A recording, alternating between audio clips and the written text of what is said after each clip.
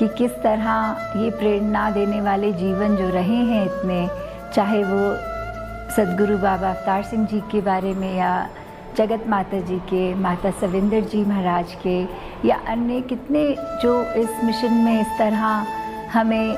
दिए गए हैं और अपॉर्चुनिटीज़ की इतने महान जीवन हम अपने एक्सपीरियंस करके उनसे प्रेरणा लेते हुए कितने ऐसे हम में से रहे हैं जिनको वो अपॉर्चुनिटी भी मिली है कि हम एक फ़र्स्ट हैंड वो जीवन को विटनेस किए। और बाकी अगर हमारी उम्रें छोटी हैं और वो पुरानी यात्राएं जो तय कर गए, तो उनके हम चाहे बुक्स में रीड करें या और महात्मा जो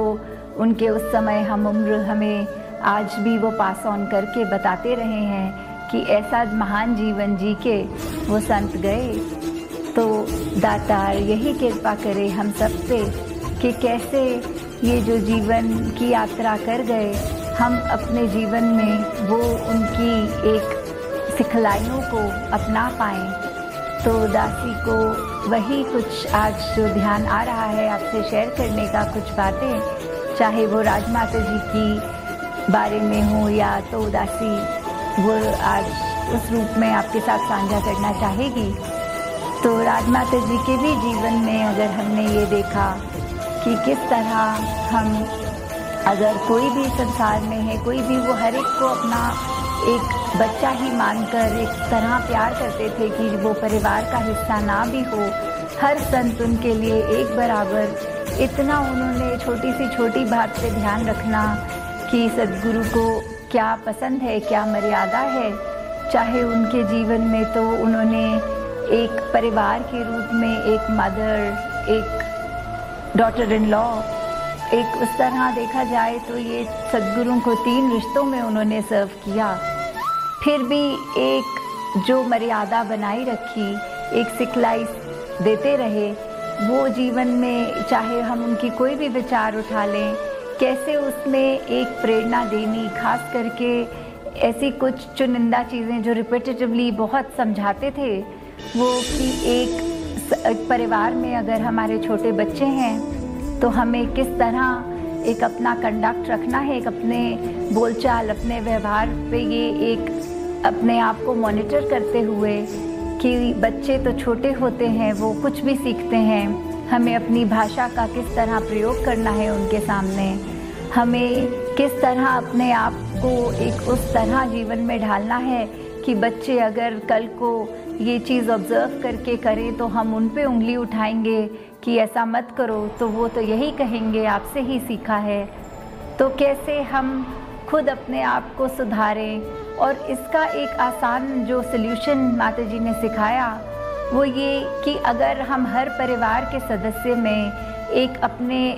मदर, अपने फादर, अपने हस्बैंड, वाइफ, बच्चे या कोई भी रिश्ता आगे अपने फ्रेंड्स या सोसाइटी में जिसके साथ भी हम हैं, तो उनमें अगर वो रिश्ता ढूंढने की बजाय ये याद रखें कि ये निरंकार स्वरूप है, ये महापुरुष है, ये ब्रह्मज्ञानी है,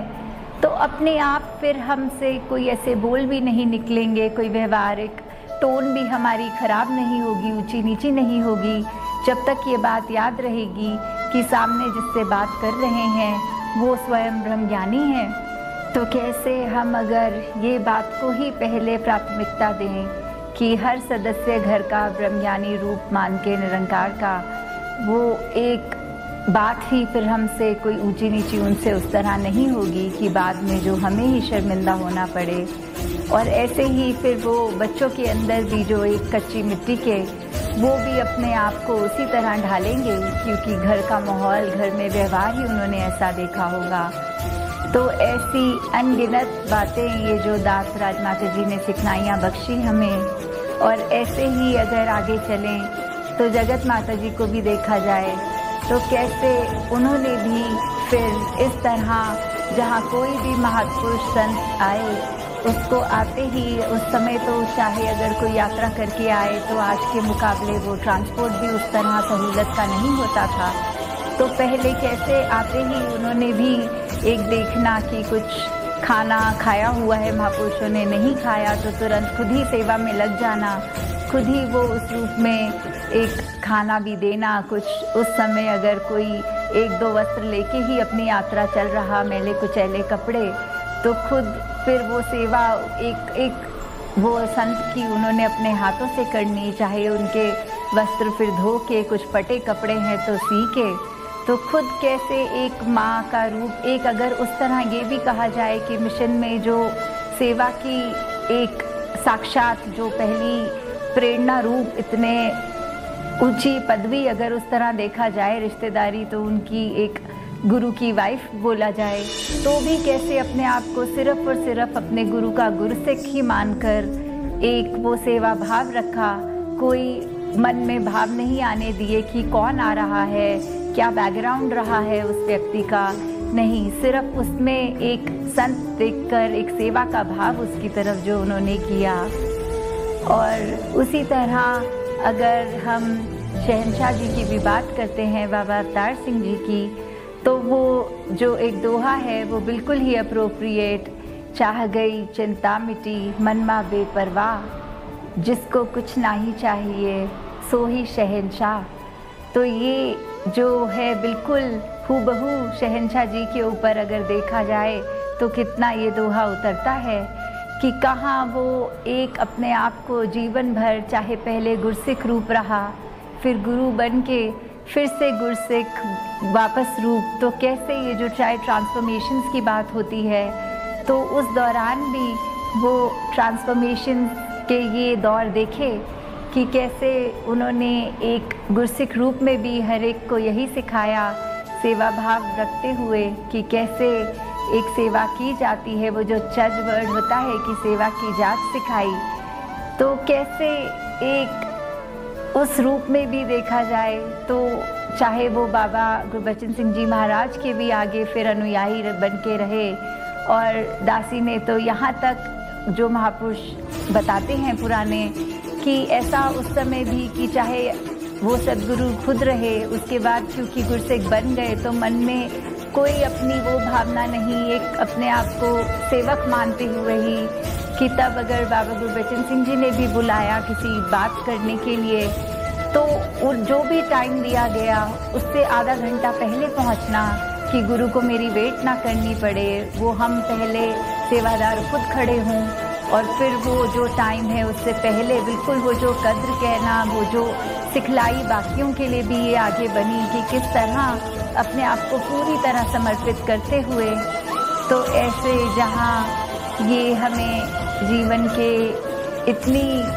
अनमोल शिक्षाएं मिली, वहाँ माता सविंदर जी महाराज का भी जीवन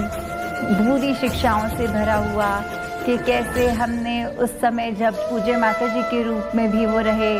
तो सिर्फ एक सिखलाई प्यार की, एक ममता की, उनसे हर एक से वो जो वार्मथ मिलती थी कि बहुत ही अप्रोचेबल, बिल्कुल कोई भी कुछ भी अपनी बात अगर रखना चाहे तो कैसे वो एक माँ का प्यार देते हुए समझते हुए। फिर अगर हमने वो दृश्य चाहे डॉक्यूमेंट्रीज़ वगैरह में भी देखे होंगे कि कभी दूध जलेबी की सेवा अपने हाथों से करके हर एक को चाहे कितने घंटे लगें, फिर भी वो जब तक आखिरी महात्मा ड्यूटी का ना आए तब तक हिलना नहीं कि अभी और महात्माओं ने आना है, खुद चाहे इतने घंटे खड़े हो रहना, बिल्कुल थकना नहीं है, चाहे थकावट है भी तो इजहार नहीं करना। कैसे रात को अगर समागम पे भी सर्दियों के दिन, बारिश के दिन, तो अपनी नींद, अपना आराम त्याग के कि सभी संतों तक वो कंबल पहुंचाए जाएं कि उन्हें ठंड ना लगे, और फिर यहाँ तक भी हो जाना कि कभी दासी छोटी साथ एक बार कि एक खुद उन्होंने मोटी स्वेटर सी जो पहनी होनी और सारे कंबल ख़त्म हो गए, तो एक बच्चा बहुत ही कांपता हुआ नज़र आया तो अपने पहना हुआ ओढ़ा हुआ उसको उसमें ओढ़ दिया। तो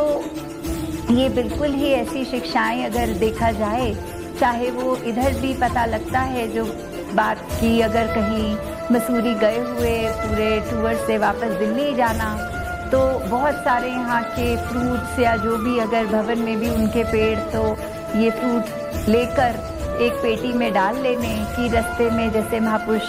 खड़े होते कि पता लगता है ये गाड़ियों का काफिला निकल के जाना है, तो फिर हर एक महापुरुष को वो फ्रूट भी दे देने, वो उन एक एक इतना ख्याल कि यहाँ से ही वो पैकिंग में सामान रखना कि आगे जो संत मिलेंगे उनको खाली हाथ ना एक उस तरह से रवाना किया जाए,